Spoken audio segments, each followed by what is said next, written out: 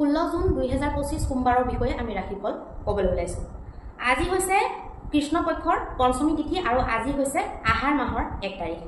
আজি দিনটোত নক্ষত্ৰ পৰিব ধনিষ্ঠা নক্ষত্ৰ আৰু আজি দিনটোত কৰণ পৰিব ক্ৰমৰূপে তৈতিলকৰণ আৰু গড়কৰণ। যোগ পৰিব আজি বৈদ্যুতি যোগ। আজি দিনটোত যিসকল শিশু জন্মগ্ৰহণ কৰিব তেওঁলোকৰ জন্ম ৰাশি বা চন্দ্ৰ ৰাশি হ'ব মকৰ ৰাশি 1:10 দুপৰীয়াৰ, তাৰ পিছত কুম্ভ ৰাশি পৰিব।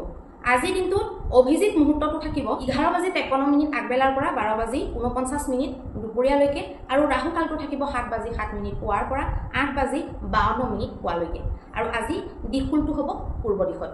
আজি দিনটোত যিসকল কন্যা পুষ্পিতা হ'ব তেওঁলোকৰ তুলনি বিয়াৰ যোগ হ'ব শুভ গাজি। আহকচোন আমি মেষৰ পৰা মীনলৈকে প্ৰত্যেকটো ৰাশিৰ ফল জন্ম ৰাশি বা চন্দ্ৰ ৰাশিৰ আধাৰত নিৰ্ণয় কৰিম। ভিডিঅ'টো শেষলৈকে চাবলৈ নাপাহৰিব, কাৰণ ভিডিঅ'টোৰ শেষত আমি কিবা এটা নহয় কিবা এটা সদায় সূত্ৰ আলোচনা কৰোঁ যিটো নেকি জ্যোতিষ শাস্ত্ৰৰ লগত জড়িত বা আমাৰ সনাতন পৰম্পৰা আধ্যাত্ম আদিৰ লগত জড়িত। এতিয়া আহকচোন প্ৰথমতে আমি কাৰণে আলোচনা কৰিম। মেঘৰ কাৰণে আপোনালোকে যিমানে সকাৰাত্মক হৈ থাকিব সিমানে আপোনালোকৰ আত্মবিশ্বাসটো বৃদ্ধি পাব। লগতে আপোনালোকে আশে পাশেও সেই বস্তুটো প্ৰভাৱিত কৰিব পাৰিব বা সকাৰাত্মক ঊৰ্জা আশে পাশে প্ৰভাৱিত হোৱা যেন দেখা যাব। আকস্মিক ধন আপোনালোকৰ প্ৰাপ্তি হ'ব পাৰে, যিকোনো দিশৰ পৰা হ'ব পাৰে। এতিয়া বেলেগ বেলেগ মানুহে ধৰক বেলেগ বেলেগ বস্তুৰ লগত জড়িত হৈ থাকে, তো তেনেকুৱা কিছুমান চ'ৰ্চৰ পৰা আপোনালোকৰ আকস্মিক ধন প্ৰাপ্তি অৱশ্যে হ'ব পাৰে। কোনোবা চিঠি বা ইমেইলৰ পৰা আপোনালোকৰ গোটেই পৰিয়ালটো আনন্দৰ উপভোগেৰে আপোনালোকে উপস্থিত কৰিব পাৰে। আপোনালোকৰ মাজত বহুত ফূৰ্তি লাগি যাব পাৰে, কিছুমান খবৰ শুনিবলৈ পায়। আপোনালোকৰ ধনৰ স্থিতিটো আজি ভাল দেখুৱাইছে, ধন আপোনালোকে নিৱেশ আদি কৰিব পাৰিব, কিন্তু বেয়া ঠাইত মানে ইলিগেল ঠাইত আপোনালোকে ধন জানি শুনি নিৱেশ নকৰাটো ভাল হ'ব। স্বাস্থ্য ক্ষেত্ৰত আজি ঠিকেই দেখুৱাইছে, স্বাস্থ্যক লৈ চিন্তা নাই। পৰিবাৰ মধ্যতো আজি শান্তি আপোনালোকে পাই থাকিব। প্ৰেমৰ ক্ষেত্ৰত অত্যন্ত উত্তম দিন দেখা গৈছে। ব্যৱসায় বাণিজ্যৰ ক্ষেত্ৰত আজি বৰ এটা বিশেষ ভাল বুলি ক'ব নোৱাৰি। বৈবাহিক জীৱনৰ ক্ষেত্ৰত উন্নত মানদণ্ডৰ আজি ৰিলেশ্যনশ্বিপ বা উন্নত মানদণ্ডৰ আপোনালোকৰ কোনোবাই বৈবাহিক জীৱনৰ ক্ষেত্ৰত কোনোবা জ্যেষ্ঠজনে আশীৰ্বাদ দিব পাৰে আৰু তাৰ কাৰণে আপোনালোকৰ ৰিলেশ্যনটো বহুত বেছি মজবুত হোৱা যেন দেখা যাব পাৰে। আজি আপোনালোকৰ ভাগ্যাংকটো হ'ব 7 নম্বৰ। এতিয়া আহকচোন আমি বৃষ ৰাশিৰ বিষয়ে আলোচনা কৰিম। বৃষ ৰাশিৰ আশে পাশে যেনেকুৱা ধৰণৰ ধৰক পৰিৱেশ উৎপন্ন হৈছে সেই পৰিৱেশবিলাকে আপোনালোকৰ যদি অগ্ৰগতিত যদি বাধা দিছে, আপোনালোকে ছাকচেছ হোৱা সেই বস্তুবিলাকে যদি বাধা উৎপন্ন কৰিছে, তেতিয়াহ'লে আপোনালোকে বুজি পেলাই সেই বস্তুবিলাকৰ পৰা পৃথক হোৱাটো বা বাহিৰ ওলোৱাটো আপোনালোকৰ কাৰণে খুব জৰুৰী হ'ব।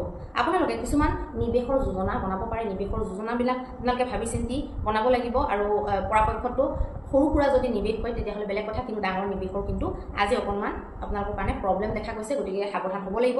স্বাস্থ্যটো মধ্যম দেখুৱাইছে। পৰিবাৰ ক্ষেত্ৰত আপোনালোকৰ মিলা প্ৰীতি দেখা গৈছে। প্ৰেমৰ ক্ষেত্ৰত উন্নত মানদণ্ডৰ দেখা গৈছে আৰু ব্যৱসায় বাণিজ্যৰ ক্ষেত্ৰত বিশেষ ভালো নহয়, বিশেষ একেবাৰে বেয়া বুলিও ক'ব নোৱাৰি। বৈবাহিক জীৱনত উন্নত মানদণ্ডৰ আজি আপোনালোকৰ সময় দেখা গৈছে। ইজনে সিজনক সম্পূৰ্ণৰূপে সময় দিব পাৰিব। আজি আপোনালোকৰ ভাগ্যাংকটো হ'ব 7 নম্বৰ। এতিয়া আহকচোন আমি মিথুন ৰাশিৰ বিষয়ে আলোচনা কৰিম। মিথুন ৰাশিৰ কাৰণে আজি আপোনালোকে স্বাস্থ্যৰ কেয়াৰ লোৱাটো, টোপনি যদি পূৰ্ণ নাই হোৱা তেতিয়াহ'লে টোপনি পূৰ কৰাটো বা কিছুমান অদৰকাৰী চিন্তা এৰি পেলাই ভালকৈ অকণমান ব্ৰেইনটোক ৰেষ্ট দিয়াটো সেইটো বহুত বেছি দৰকাৰী। যিকোনো লেনদেনৰ লগত জড়িত কামবিলাকত আপোনালোকে সতৰ্কতাৰে কাম কৰিলে আপোনালোকৰ কাৰণে ভাল হ'ব। যিকোনো এনেকুৱা কথা যিবিলাক নেকি ধৰক মনতে ৰখাটো দৰকাৰ, বেলেগক ক'ব নালাগে, তেনেকুৱা কথাবিলাক আপোনালোকে ভালকৈ মনতে ৰাখিবলৈ চেষ্টা কৰিব। কিছুমান সৰু সুৰা চেঞ্জেছ নিজৰ জীৱনত বা নিজৰ ঘৰখনত আপোনালোকৰ কৰিবলৈ মন যাব পাৰে, কৰিব পাৰে, কিন্তু আজি ধনৰ ক্ষেত্ৰত আপোনালোকৰ হানি হ'ব পাৰে, ধন হানি হোৱাৰ সম্ভাৱনা দেখা গৈছে। গতিকে আপোনালোকে আজি নিৱেশ আদি নকৰিব। স্বাস্থ্যটো বিৰাট এটা বিশেষ ভাল বুলি ক'ব নোৱাৰি। পৰিবাৰ মধ্যত আপোনালোকৰ মধ্যম স্থিতি দেখা গৈছে। প্ৰেমৰ ক্ষেত্ৰত আজি অত্যন্ত উত্তম দিন দেখা গৈছে। ব্যৱসায় বাণিজ্যৰ ক্ষেত্ৰত একেবাৰে দুৰ্বল স্থিতি দেখুৱাইছে। বৈবাহিক জীৱনত আপোনালোকৰ উৎকৃষ্ট মানদণ্ডৰ ফল আজি পাব পাৰিব। আজি আপোনালোকৰ ভাগ্যাংকটো হ'ব 5 নম্বৰ। এতিয়া আহকচোন আমি কৰ্কট ৰাশিৰ বিষয়ে আলোচনা কৰিম। কৰ্কট ৰাশিৰ কাৰণে শান্তিৰ কাৰণে কিছুমান এনেকুৱা কাৰণ আপোনালোকৰ জড়িত হৈ আছে যিবিলাক আপোনালোকে ইচ্ছা কৰিলে নিজে ঠাণ্ডা কৰিব পাৰিব, নিজে সেইবিলাক ৰিমুভ কৰিবলৈ আপোনালোকে চেষ্টা কৰিব পাৰিব। কিছুমান মানে এনেকুৱা চ'ৰ্চৰ পৰা আপোনালোকৰ পইচা আহিব পাৰে যিবিলাকৰ পৰা নেকি আহিব বুলি হয়তো আপোনালোকে ইমেজিন নাই কৰা। ঘৰেলো যিকোনো আপোনালোকৰ অশান্তিৰ পৰা আপোনালোকে মানে সন্মুখীন হ'ব লগা হ'ব পাৰে বা সেইটো কাৰণে আপোনালোকৰ মনটো বেয়া হৈ থাকিব পাৰে। ৰোমেন্সৰ কাৰণে আজি আপোনালোকৰ ভাল দিন দেখা গৈছে। ৰোমেন্সত কিন্তু কিছুমান কথা এনেকুৱা যদি আপোনালোকে কৈ দিয়ে যিটো নেকি পাৰ্টনাৰে পচন্দ নকৰে, তেতিয়া কিন্তু গড়বড় লাগিব পাৰে। ধনৰ স্থিতি আজি মজবুত, নিৱেশ আদি কৰিব পাৰিব। স্বাস্থ্যটো মধ্যমীয়া দেখুৱাইছে আৰু প্ৰেমৰ ক্ষেত্ৰত পৰিবাৰৰ ক্ষেত্ৰত আজি বিশেষ শুভ নাই দেখুওৱা। প্ৰেমৰ ক্ষেত্ৰত মই আপোনালোকক ক'লোৱে যে কিছুমান এনেকুৱা কথা নক'ব যিবিলাকে নেকি প্ৰব্লেম ক্ৰিয়েট কৰে। ব্যৱসায় ক্ষেত্ৰত ঠিকেই দেখুৱাইছে আৰু বৈবাহিক জীৱনৰ দুজনৰ মাজৰ ৰিলেশ্যনশ্বিপটো আজি বৰ এটা ঠিক নাই দেখুওৱা। আজি আপোনালোকৰ ভাগ্যাংকটো হ'ব 8 নম্বৰ। এতিয়া আহকচোন আমি সিংহ ৰাশিৰ বিষয়ে আলোচনা কৰিম। সিংহ ৰাশিৰ কাৰণে আজি আপোনালোকে হাঁহি হাঁহি যিকোনো আশা ভৰসাৰে জীৱনটো আগবঢ়াবলৈ চেষ্টা কৰিব লাগিব। কিছুমান সমস্যাৰ অকল এটাই সমাধান, সেইটো হৈছে হাঁহি। সেইটো আপোনালোকে বনাই ৰাখিবলৈ চেষ্টা কৰিব লাগিব ধনৰ ক্ষেত্ৰত আজি আপোনালোকে কিছুমান অসফলতা মুখ চাব লগা হ'ব পাৰে ধনৰ ক্ষেত্ৰত যদি আজি নিবেশ কৰে তেতিয়াহ'লে হানি হোৱাৰ সম্ভাৱনা দেখা গৈছে স্বাস্থ্য আজি ভালে থাকিব পৰিবাৰৰ মধ্যত অশান্তি আপোনালোকৰ বনি থাকিব আজি আপোনালোকৰ প্ৰেম সম্পৰ্কৰ ক্ষেত্ৰতো বিশেষ শুভ নাই দেখুওৱা আৰু বৈবাহিক জীৱনৰ ক্ষেত্ৰতো বিশেষ শুভ নাই দেখুওৱা অশান্তি বনি থাকিব পাৰে ধৈৰ্য ধৰি পেলাই আগবাঢ়িব লাগিব ব্যৱসায়ত আজি আপোনালোকৰ লাভ যেন দেখা গৈছে আৰু আজি কিছুমান যদি আইডিয়া এপ্লাই কৰে আলোচনা কৰে আপোনালোকৰ কাৰণে ভাল দেখা গৈছে আজি আপোনালোকৰ ভাগ্যাংকটো হ'ব 7 নম্বৰ এতিয়া আহকচোন আমি কন্যা ৰাশিৰ বিষয়ে আলোচনা কৰিম কন্যা ৰাশিৰ কাৰণে ট্ৰিটমেণ্টত আপোনালোকৰ বহুত টকা আজিৰ দিনটোত যাব পাৰে নিজৰ বন্ধুবৰ্গ বা নিজৰ ৰিলেটিভছৰ পৰা আজি কিছু আৰ্থিক সহায় পোৱা যেন দেখা গৈছে আৰ্থিক ক্ষেত্ৰত মানে ব্যৱসায়ীসকলৰ কাৰণে লাভ যেন দেখুৱাইছে আৰু আজি আপোনালোকে নিৱেশ আদি কৰিলেও সফল হোৱা যেন দেখা গৈছে পৰিবাৰ মধ্যত বৰ এটা শুভ বুলি ক'ব নোৱাৰি পৰিবাৰত অশান্তি বনি থাকিব পাৰে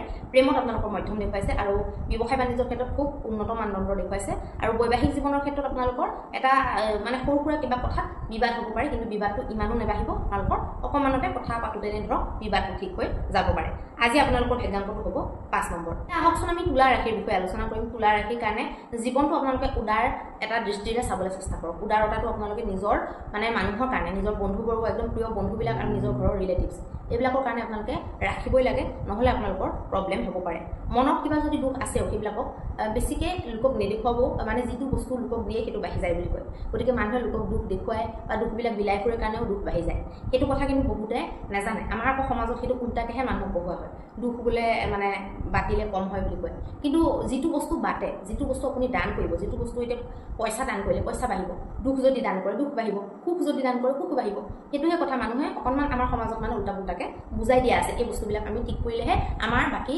পিঢ়িবিলাক আমাৰ নেক্সট জেনেৰেশ্যনবিলাকে শান্তি পাব পাৰিব কিছুমান কথাত অসন্তুষ্টি এনি টাইম থকাটো ঠিক নহয় নিজে মনটো বুজাই পেলাই সন্তুষ্টি লাভ কৰিবলৈও চেষ্টা কৰিব লাগে ধনৰ নিৱেশ আজি নকৰিব স্বাস্থ্য আপোনালোকৰ ঠিকে থাকিব পৰিয়াল মধ্যতো আপোনালোকৰ অসুবিধা নাই দেখুওৱা প্ৰেমৰ ক্ষেত্ৰতো ভালেৰে আপোনালোকৰ পাৰ হ'ব ব্যৱসায় বাণিজ্যৰ ক্ষেত্ৰত খুব ভাল দেখা গৈছে আজি আপোনালোকৰ বৈবাহিক জীৱনৰ ক্ষেত্ৰতো কিছুমান সৰু সৰু মনোকামনা পূৰ্ণ হোৱা যেন দেখা গৈছে আজি আপোনালোকৰ ভাগ্যাংকটো হ'ব 7 নম্বৰ আহকচোন আমি বৃশ্চিক ৰাশিৰ বিষয়ে আলোচনা কৰিম বৃশ্চিক ৰাশিৰ কাৰণে কিছুমান সময় আপোনালোকৰ যোৱা দিনকেইটাত কিছুমান উলঝনত আপোনালোকে সোমাই আছে কিছুমান অদৰকাৰী বস্তুত হয়তো আপোনালোকৰ টাইম ৱেষ্ট হৈ আছে যিবিলাকে নেকি আপোনালোকৰ সেই সময়খিনিতো ধৰক ঘূৰাই আনিব নোৱাৰে কিন্তু আপোনালোকৰ বহুত ক্ষতি হৈ আছে সেইবিলাকৰ পৰা আপোনালোকে বাহিৰ ওলাব লাগে বাহিৰ ওলাই পেলাই নিজৰ কামত নিজৰ ঘৰ পৰিবাৰৰ ফ'কাছ কৰিলে আপোনালোকৰ কাৰণে ভাল হ'ব আজি আপোনালোকে কিছুমান এনেকুৱা বস্তু প্ৰাপ্তি কৰিব পাৰে যিবিলাকৰ কাৰণে আপোনালোকে বহুত দিনৰ পৰা ৱেইট কৰি আছে বহুত কিছুমান সৰু সৰু সুখ আজি ধনৰ ক্ষেত্ৰত লাভ কৰিব পাৰে ধন কেউ ছাইডৰ পৰা আপোনালোকৰ হাতলৈ আহিব পাৰে স্বাস্থ্য আপোনালোকৰ ভাল নাই দেখুওৱা আৰু পৰিবাৰ মধ্যত মধ্যম স্থিতি দেখুৱাইছে প্ৰেমৰ ক্ষেত্ৰত ভাল চিটুৱেশ্যন আজি বনিব ব্যৱসায় বাণিজ্যৰ ক্ষেত্ৰতো খুব ভাল দেখা গৈছে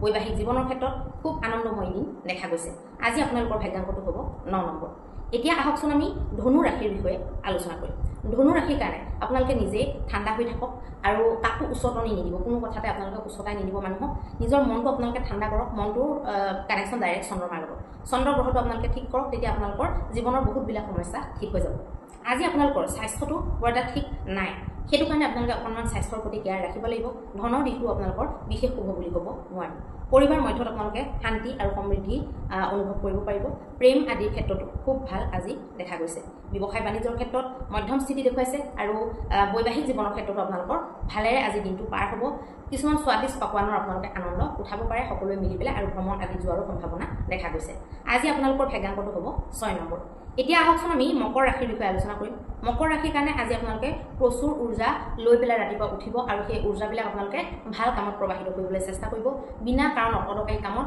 ঊৰ্জা প্ৰবাহিত কৰিলে আপোনালোকৰ সমস্যা হ'ব পাৰে আজি আপোনালোকে কিছুমান এনেকুৱা বস্তু চকু আপোনালোকৰ যাব যিবিলাক নেকি ধৰক আপোনালোকে ইমান দিনে মন কৰা নাছিলে কিন্তু আপোনালোকৰ কাৰণে খুব বেনিফিট দিয়া বস্তু সেইটো হ'ব পাৰে সেইটো আধ্যাত্মও হ'ব পাৰে কিবা মন্ত্ৰ স্তোত্ৰ তেনেকুৱা বস্তুও হ'ব পাৰে বা চালিচাও হ'ব পাৰে বা বিভিন্ন তৰহৰ তেনেকুৱা বস্তু বা স্বাস্থ্যৰ কাৰণে কিবা জড়িবুটিও হ'ব পাৰে সেইবিলাকত অকণমান ফ'কাছ কৰিব আৰু নিজকে অকণমান আধ্যাত্মৰ লগত জড়িত কৰি ৰাখিবলৈ চেষ্টা কৰিব পৰাপক্ষত গীতা পাঠ আপোনালোকে কৰিবলৈ লওক নহ'লে গীতাৰ পাঠ আপোনালোকে শুনিবলৈ লওক নিজে যদি পাঠ কৰিব নোৱাৰে আপোনালোকৰ কাৰণে ভাল হ'ব ধনৰ স্থিতি আজি বেয়া দেখুৱাইছে পৰিবাৰ মধ্যত শান্তি আৰু সমৃদ্ধি বনি থাকিব প্ৰেমৰ ক্ষেত্ৰতো মধ্যমীয়া স্থিতি ব্যৱসায় বাণিজ্যৰ ক্ষেত্ৰত খুব ভাল দেখুৱাইছে আৰু বৈবাহিক জীৱনৰ ক্ষেত্ৰত আজি বিশেষ শুভ বুলি ক'ব নোৱাৰি স্বাস্থ্য আপোনালোকৰ আজি ঠিকে যাব আজি আপোনালোকৰ ভাগ্যাংকটো হ'ব 6 নম্বৰ এতিয়া আহকচোন আমি কুম্ভ ৰাশিৰ বিষয়ে আলোচনা কৰিম কুম্ভ ৰাশিৰ কাৰণে আপোনালোকৰ আকৰ্ষণ শক্তি বৃদ্ধি হ'ব। আপোনালোকৰ আকৰ্ষণ শক্তি বৃদ্ধি হোৱাৰ পৰা কিছুমান এনেকুৱা সমস্যাৰ সমাধান হ'ব যিবিলাক সামান্য শত্ৰুতাৰ কাৰণে আপোনালোকৰ হৈ আছিলে, তেনেকুৱা শত্ৰুতাবিলাক নাশ হৈ পেলাই আপোনালোকৰ সমস্যাৰ সমাধান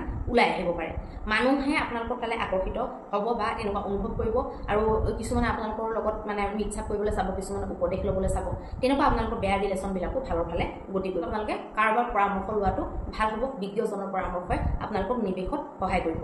নিৱেশ কৰিলে আজি অৱশ্যে আপোনালোকে লাভৱান হ'ব পাৰিব। স্বাস্থ্যৰ ক্ষেত্ৰত ধুনীয়া দেখাইছে। পৰিবাৰ সম্পৰ্কত আপোনালোকৰ বৰ এটা ভাল স্থিতি নাই দেখুওৱা। প্ৰেমৰ ক্ষেত্ৰত মধ্যম দেখুৱাইছে। ব্যৱসায় বাণিজ্যৰ ক্ষেত্ৰত আজি উন্নত মানদণ্ডৰ। বৈবাহিক জীৱনত মধ্যম স্থিতি দেখা গৈছে। আজি আপোনালোকৰ ভাগ্যাংকটো হ'ব 4 নম্বৰ। এতিয়া আহকচোন আমি মীন ৰাশিৰ বিষয়ে আলোচনা কৰিম। মীন ৰাশিৰ কাৰণে কাম কাজৰ ক্ষেত্ৰত আপোনালোকে কিছুমান চিন্তা এনে মনত বান্ধি লৈ আছে, সেইবিলাকৰ পৰা আপোনালোকে ওলাবলৈ চেষ্টা কৰিব লাগিব। কিছুমান সমস্যাৰ সমাধান মনটোক ঠিক কৰি ল'লেও হৈ যায়। বেলেগ একো ঠিক কৰিব নালাগে। মনটোক ঠিক কৰি দিলে সেই সমস্যাবিলাকৰ সমাধান হৈ যায়। মনে বল পালে সকলোৱে বল পাই যায়। গতিকে তেনেকুৱা কামবিলাকত ধৰ্ম আধ্যাত্মৰ সহায় লোৱাটো আপোনালোকৰ কাৰণে ভাল হ'ব। ধনৰ ক্ষেত্ৰত আপোনালোকে ধন যদি ধাৰ্মিক কাৰ্যত লগায় তেতিয়াহ'লে আপোনালোকৰ ধনৰ বৃদ্ধি হোৱা যেন দেখা গৈছে। যিকোনো মানসিক শান্তি প্ৰাপ্তিৰ কাৰণে মানুহক প্ৰোৎসাহনো দিব আৰু নিজেও সেই মানসিক শান্তিটো লাভ কৰিবলৈ চেষ্টা কৰিব। গুৰু গম্ভীৰ কামবিলাকত গুৰুত্ব দিব। গুৰুজন দেৱজনক আপোনালোকে যিমান পাৰে কৰিবলৈ চেষ্টা কৰিব। ধনৰ স্থিতিটো আজি মজবুত। পৰিয়ালৰ বৰ এটা সুখৰ স্থিতি নাই দেখুওৱা। প্ৰেমৰ ক্ষেত্ৰত মধ্যম। ব্যৱসায় বাণিজ্যৰ ক্ষেত্ৰত উৎকৃষ্ট ফল আপোনালোকে লাভ কৰিব পাৰিব। বৈবাহিক জীৱনতো মধ্যমে দেখুৱাইছে। ঠিকে থাকে আপোনালোকৰ কোনো সমস্যা নোহোৱাকৈ দিনটো পাৰ হৈ যাব পাৰিব। আপোনালোকৰ ভাগ্যাংকটো হ'ব 1 নম্বৰ। এতিয়া আহকচোন আমি এনেকুৱা এটা সূত্ৰ আলোচনা কৰিম যিটো নেকি জ্যোতিষশাস্ত্ৰ, ধৰ্ম, আধ্যাত্ম, পূজা পাঠৰ লগত হয়তো জড়িত হৈ থাকে। 2025 চনটোত আপোনালোকে বহুত কথাত আপোনালোকে সাৱধান হোৱাটো জৰুৰী হ'ব। বহুত কথা মানে কি, কিছুমান কথা ক'লে মানে মানুহে কিবা কিবি কয় বা বিবাদ কৰিবলৈ আহে বা কিবা কৰিবলৈ আহে, কিন্তু তথাপিতো কিছুমান কথা কৈ দিয়াটো বহুত ভাল হয় বুলি ভাবোঁ। সেইকাৰণে মই ক'বলৈ ওলাইছোঁ। কাৰণ জানুৱাৰী মাহৰ পৰা আমাৰ ধৰক যিবিলাক ঘটনা ঘটি আছে 2025টো মানে সোমোৱাৰ পৰা যিবিলাক ঘটনা আমি দুনিয়াত দেখিবলৈ পাইছোঁ, অতিকৈ দুখজনক কিছুমান মানে দুৰ্ঘটনা ঘটিবলৈ ধৰিছে। গতিকে এইটো আপোনালোকে আহমেদাবাদৰ পৰা যিখন ফ্লাইট উৰিছিলে সেই ঘটনাটো আপোনালোকে সকলোৱে জানে, সকলোৱে চাইছে। এইবিলাক তাত এখন দেখুৱাই আছে যে ভগৱত গীতাখন নজ্বলিলে, আৰু কৈ আছে মানুহজনে উঠাই পেলাই এইখনেই মানে বেষ্ট, আৰু এইখনেই আমাক সকলোৰ পৰা বচাব পাৰে। এনেকুৱা ধৰণৰ কথা কৈ আছে। কওঁতে সঁচাকৈ নোম গাৰ শিয়ৰি যায়। সঁচাকৈ তাৰ পৰা যদি আপোনালোকে চাওক, ইমানবোৰ বস্তু জ্বলি গৈছে, মানুহৰ শৰীৰ ঠান পান হৈ গৈছে। তেনেকুৱা অৱস্থাত ভগৱত গীতাখনৰ পাঠবিলাক পঢ়িব পৰা অৱস্থাত আছে। আপোনালোকে ভাবি চাওক কথাটো কেনেকুৱা হ'ব পাৰে। গতিকে 2025ৰ কাৰণে মই আপোনালোকক এটাই কথা ক'ম, সেইটো মই নিজে ফ'ল' কৰোঁ। সেইকাৰণেহে মই যিমানেই দেৱীৰ সাধক নহওঁ, যিমানেই মই দেৱী পূজা নকৰোঁ, কিন্তু মই যেতিয়া মোৰ কেতিয়াবা হয় ন মনটো অস্থিৰ হয়, আৰু মানে নিজৰ মনটো নিজে চম্ভালিবলৈ অকণমান অসুবিধা হয় বা জীৱনত তেনেকুৱা কিছুমান কথা আহি যায়, তেতিয়া মই সেই মানে বাৰটো নাচাওঁ। এনেইতো মই গুৰুবাৰে ভাগৱত মানে গীতাখন মই পাঠ কৰোঁ, কিন্তু তেতিয়া মই বাৰটো নাচাওঁ। শনিবাৰ হওক মঙলবাৰ হওক গীতা মই পাঠ কৰোঁ। আপোনালোকে পৰাপক্ষত যাৰ জীৱনত নানান তৰহৰ সমস্যা আৰু সেই সমস্যাবিলাকৰ পৰা ওলাব আপোনালোকে নোৱাৰা হৈছে, মানে এনেকুৱা এটা সৰল মাধ্যম বিচাৰিছে। ধৰক ইমান হেভি আপোনালোকে পূজা পাঠো নাজানে, দেৱী পূজা আদিও আপোনালোকে কৰিব নাজানে, কিছুমানে ভয় কৰে, কিছুমানে এলাহ কৰে। তো আপোনালোকে বহুত একো নকৰিলেও আপোনালোকে যদি মঙলবাৰ, বৃহস্পতিবাৰ আৰু শনিবাৰ এই 3টা বাৰত যদি আপোনালোকে গীতাৰ এক অধ্যায় পঢ়ক। আপোনালোকে গোটেই গীতাখন পঢ়ি শেষ কৰিবলৈ কোৱা নাই। আজি ধৰক আপোনালোকে মঙলবাৰে 1 অধ্যায় পঢ়িলে বা 2 অধ্যায় পঢ়িলে, আকৌ বৃহস্পতিবাৰে পঢ়িলে, আকৌ শনিবাৰে পঢ়িলে, তেনেকৈ যদি আপোনালোকে সপ্তাহত 3 দিনো যদি গীতাখন পাঠ কৰে, তেতিয়াহ'লে আপোনালোকৰ অত্যন্ত মনটো ভাল লাগিব। বহুত অলপ দিন প্ৰেক্টিছ কৰাৰ পিছত আপোনালোকে গম পাব বহুতবিলাক আপোনালোকৰ মনটো পাতলি যাব। গতিকে আপোনালোকক মই এইটো মহা উপায় হিচাপে দিলোঁ।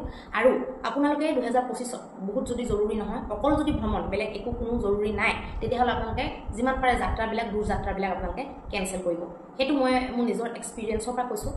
বহুতখিনি এনালাইচিছ কৰি পেলাই কৈছোঁ, যিমান পাৰে যাত্ৰাবিলাক, দূৰ যাত্ৰা ভ্ৰমণৰ কাৰণে অনায়াস যিবিলাক মানে বহুত জৰুৰী নহয়, জাষ্ট আপোনালোকে কৰিব বিচাৰিছে, তেনেকুৱা যাত্ৰাবিলাক আপোনালোকে পৰাপক্ষত এই 2025 চনত আপোনালোকে নকৰাটো ভাল হ'ব। আগত আহিবলগীয়া দিনবিলাকতো কিমান কি ঘটনা হয় কোনো গেৰেণ্টি নাই। সেইকাৰণে আপোনালোকক কৈছোঁ যে আপোনালোকে প্লিজ এই জাৰ্ণিবিলাক আপোনালোকে স্থগিত কৰি দিব। বৰ জৰুৰী নহ'লে আপোনালোকে জাৰ্ণি কৰিব নালাগে। আজিৰ মহা উপায়টো মই আপোনালোকক দি দিওঁ। আজি আপোনালোকে শিৱ মন্দিৰ চাফা কৰি পেলাই তাত আপোনালোকে 5টা বেলপাত আৰু 3 লোটা আপোনালোকে জল অৰ্পণ কৰক। আৰু যদি কিবা সমস্যা হৈ আছে সেই সমস্যাটো মনত ভাবি পেলাই শিৱয় বশী বুলি আপোনালোকে 16 বাৰ নহ'লে 108 বাৰ 108 বাৰ যদি কৰিব পাৰে বেছি ভাল, আৰু নহ'লেও আপোনালোকে 16 বাৰ যদি কয় তেতিয়াহ'লে অত্যন্ত শুভ ফল লাভ কৰিব পাৰিব। ধন্যবাদ।